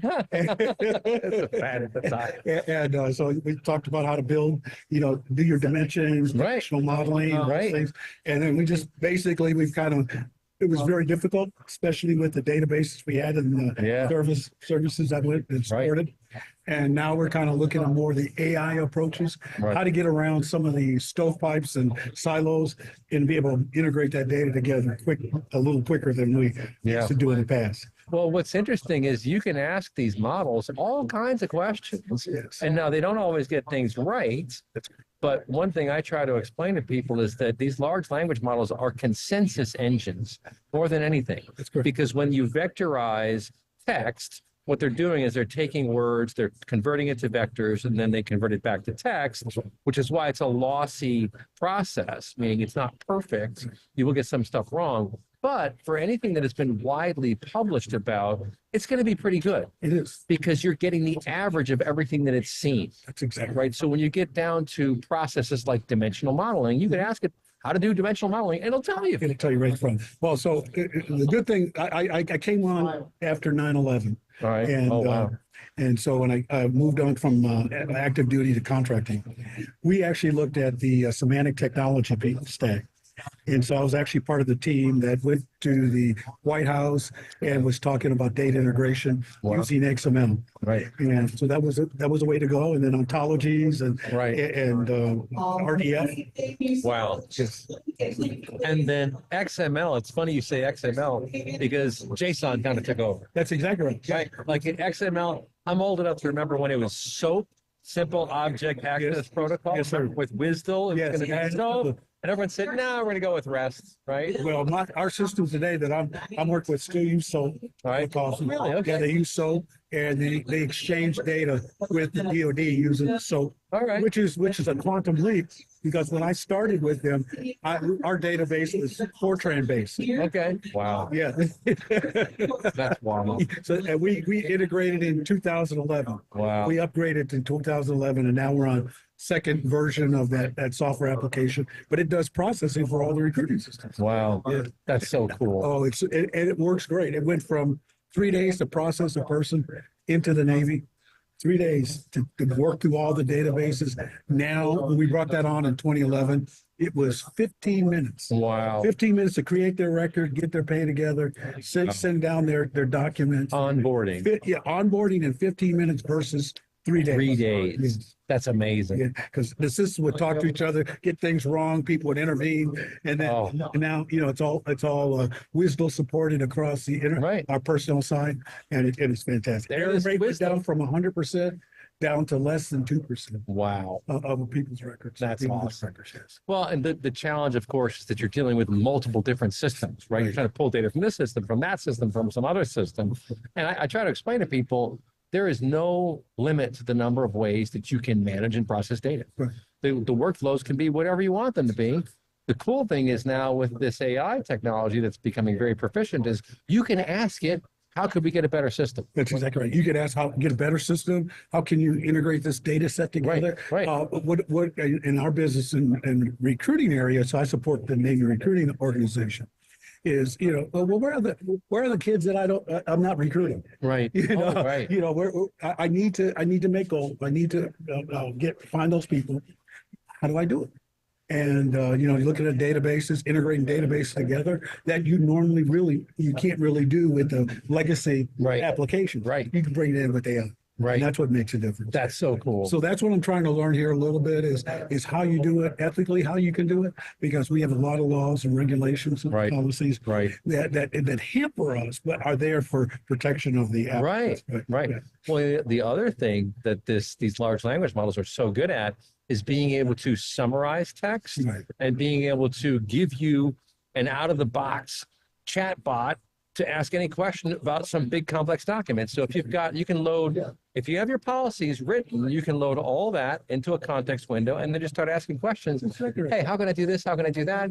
A buddy of mine, Jim Harris, very smart guy, he was saying that a friend of his up in Canada was trying to figure out, I got to fire this person. How can I fire this person? He said, ask ChatGPT. He went in there. It's like, first you have to issue a warning, say you're not performing up to snuff, and then you have to monitor it, like all the steps, and just gave him exactly what to do. That's exactly right. And there you go. There you go. I mean, compared to the old way of like reading manuals, I mean, can you imagine? Well, I would just ask the question about what do you, from a councilwoman, she was asking me, hey, well, what do I need to think about when it comes to bringing on a server farm in our area? And so going to ChatGPT, what's required for a server farm, and what are the documentation? So I'm a mechanical engineer by nature, so I'm asking, what are the documents I need, system engineering documents, et cetera, to be able to evaluate whether this is going to be appropriate for our particular area. So it talked about cooling and what should be discharge temperatures and those kind of things, and system engineering reports, and all of. Just type it in, and it comes up with the answer. And then you can take a look at it, and then you evaluate: is it giving me true information or not? And I think that's what people don't realize. Is that you have to look at AI and make sure that it's giving you good information. That's right. Because it will. The term is hallucinate. Really, it's just errors, right? I mean, it's not really hallucinating. But the point is, it's generative AI. So it's generating text based upon its training and your prompt. It's just reflecting back what it thinks you want. That's exactly right. So we're going to have to get better. I'm not talking about for the whole Navy. I'm talking about industry, I think. Is teach, because I also teach, I'm a nursery teacher for the church. Been doing that for 25 years. Nice. So, we have to start while they're young. Say, AI. Right. How do you handle this prompt? This prompt is, is very important. Yeah. No, that's right. Well, and kids learn so fast. I mean, you forget how fast you learn when you're not a kid anymore. But it's like my kid knows technology. Like she's jumping around this machine, that machine, like just going right to what she needs to get done. I'm like, wow. So if you start them early on these things, they'll understand. But it's an issue. The veracity is an issue. Like even Google. Now that Google has used their Gemini in search results, sometimes it's just wrong. Right? And so you do have to, you're in the military, the concept of ground truth. Right? Ground truth is what really happened. I don't know what you heard. Like they said, there's no hostility in this area. A bullet just went over my head. So I think there is. I think the ground truth. And who knows? I'm not on the weapons side of the thing. I'm not a pointy into the spear kind of guy. But I'm sure that they're looking at how to best use that technology. Right. And and if we knew what that technology was, they'd be shooting us right now. But the bottom line is that we know that it's available. And we know that they can use it, if nothing else, just to keep track of all the things that are going on, around them and sorting it out and keeping the log of. Right.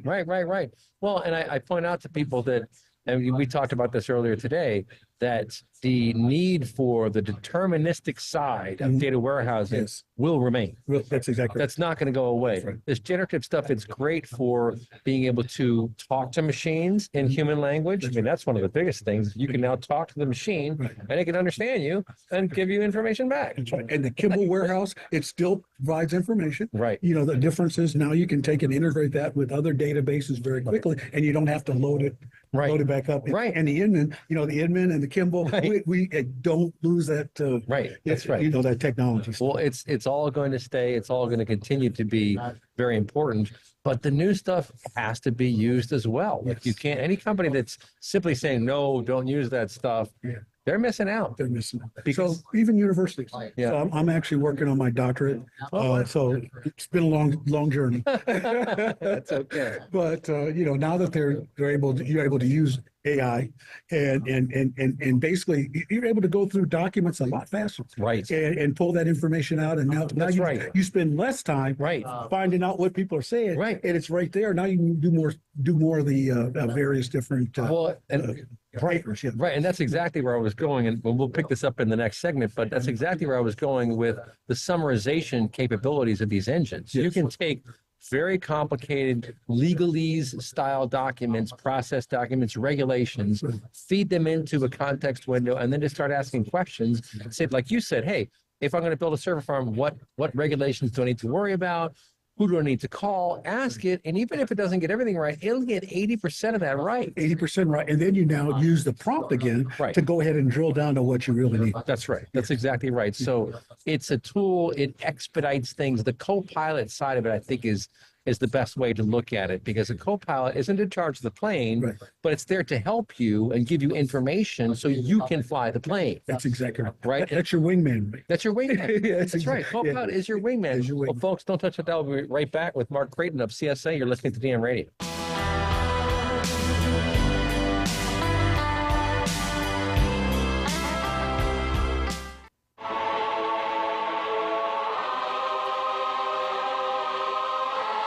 Welcome back to DM Radio.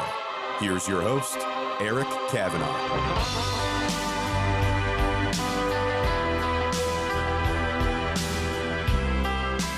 All right, folks, back here on DM Radio, Las Vegas, TDWI. I've been going to these conferences for 20 years. My friend here, Mark's been going for 22 or 23 years. It's a long time, but the basics are all still there. I mean, dimensional modeling, I will say what I find fascinating about the large language models in particular is that they really are a reflection of the compendium of knowledge that we have acquired as a human race. Yes, it is. Isn't that wild? No, it is. I mean, and so the point is you can ramp up very quickly in any domain. Right. If there's anything you don't understand, just go there and you will get, again, 80%. It'll get you most of the way there. And you are going to have to validate certain things like actual rules, facts, years, dates, things of this nature. It'll have a little trouble with them around the edges. But in terms of just educating yourself about whole domains of knowledge, you can now just sit around all night and do it yourself. And that's what's great about AI. And that's the potential to help my customer. Right. Because domains are one of the biggest issues that we have is that we have a very long personal supply chain. Okay. When I say long, I mean through several different organizations, through several different databases, probably maybe even 100 or so. Wow. Different databases at any one time touch the data that we're talking about. Right. So it's very hard to integrate that data from one end of the supply chain to the other. Interesting. AI we may have a chance because to go ahead and keep data secure, line it up and pull it out of these old systems that are as old as you and I are in some cases, or at least half as old as we are. You're getting up there. Yeah. So it takes a lot of effort. So AI, maybe if we could just lift it up enough to be able to let the AI engine do it and integrate that for us. Well, and so here's the other really interesting question. If you think about fine-tuning a database, well, what do? There are lots of different things you can do. You can do different indices to expedite queries. If you know which queries are coming, you can create marshaling areas. Like you can basically have caching, intelligent caching, all kind of different things you can do. Well, these new engines, the way they tackle questions is absolutely fascinating, and they can kind of see around all those corners to get you to the answer a lot faster. So you don't have to do all that stuff. You don't, and you don't have to data virtualization, right? Right. You don't have to do that middleware. Well, that's right. Yeah, you can go reach right in, get that data, federate that data, and then move that data forward. That's right. And this is, I mean, to the person who's not in the industry, it doesn't sound like that big of a deal. It is a huge deal. I mean, you basically just cut 80% of the work out of the process and got right to that nut. That's right. And that's what you want. Like with any sort of information system, you're looking for information. That's why it's called an information system. That's right. Right. And you want to leave the junk that you consider junk behind. Right. You want to get to just what you want to know, and that's it. That's it. Right. Yeah. And that's where, because you think about, there's been this concept for many years now of a federated query. Yes. There's Apache Arrow, and then Dremio went down that road. And there's Denodo. There was composite software that they got acquired and then reacquired, and all these different ways of trying to optimize the delivery of data that's needed. Right. It's what you get right down to it. That's what you're talking about. But now, if you can optimize on the consumption side, how you access all this data in this federated giant swath world of data storage, well, then you solve the problem. You really do. Because you think like a data warehouse was designed, this is getting back to the beginning of TWI. People figured out it was hard to query an operational system, like an ERP. It was hard to, they weren't designed for queries or analytics. They were designed for transactional processing, for doing this and doing that and getting it done and making sure that it was finished and complete. Well, you couldn't really analyze that data very effectively. So we pulled all this data out, load it into these dimensional models based on what we thought the career is going to Build be. an operational data store based on each business model. Yeah. Which is now a silo. That's right. Right. You have all these silos. So it's like we created a whole array of problems while trying to solve for a major problem. Well, now it's a whole different model. Yes. Right. Now it's like RAG models. And then how do you keep it up? Right. So because that guy that really knows what's going on, he leaves your company after 5 years. That's right. That's another benefit of actually training a model on your enterprise data. Yes, sir. Is again, it won't always be correct. That's the caveat. He's got to watch out for making stuff up. But that institutional knowledge, that head knowledge that's in your head, it's also in your emails, in your documents, your Word documents, all the things that you've written and done that are digital in some nature can be absorbed. That's right. And that's why I like AI. I see the potential of it, and that's, even though I'm a dinosaur, right? When it comes to, you're very agile dinosaur. but the dinosaur with it. But and we've fought through many of the challenges there. However, for us, let's leap over the problems instead of going through each puddle as we go along. That's a really good way to look at it. Yeah. Well, I had this epiphany a while ago, thinking about this in these situations, and thinking about trying to get through a labyrinth. If you're trying to get through a labyrinth and you're on the ground, it's very difficult because you got to remember where you were. Right. But if you can get up in the air and see, like, it just go left, right, and you're out. That's exactly right. And that's kind of what we have now with these models, because they can absorb all this information, especially with graph. Like, I love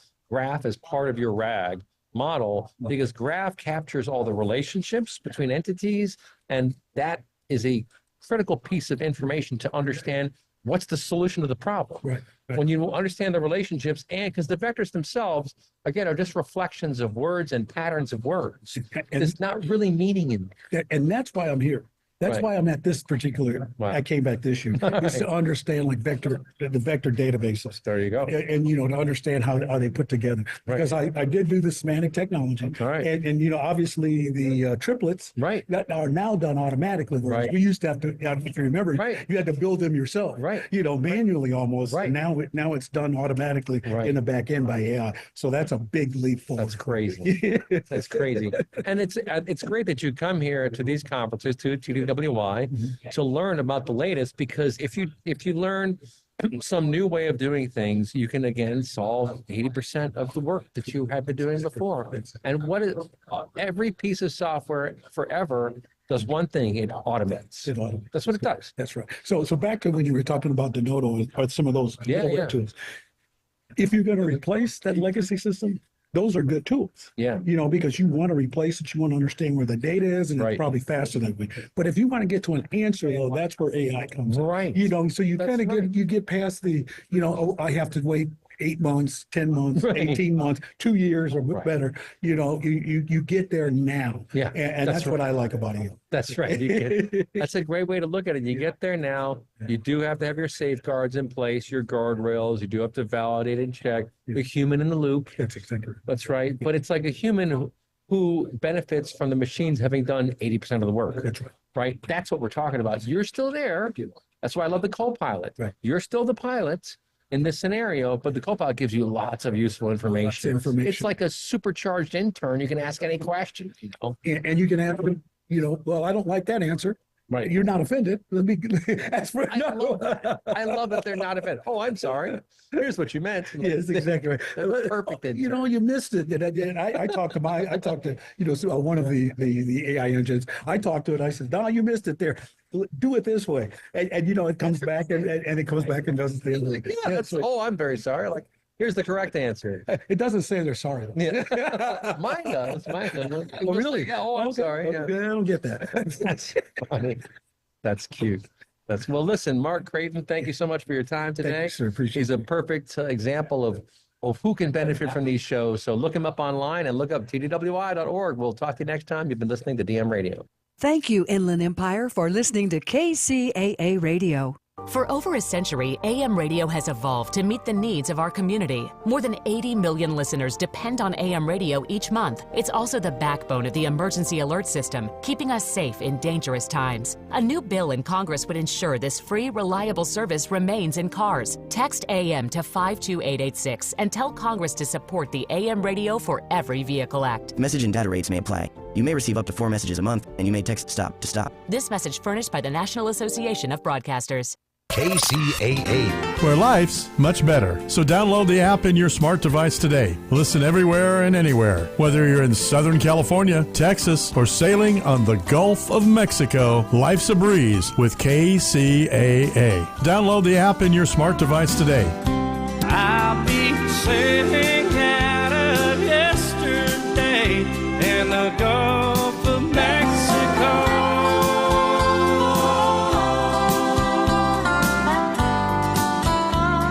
KCAA.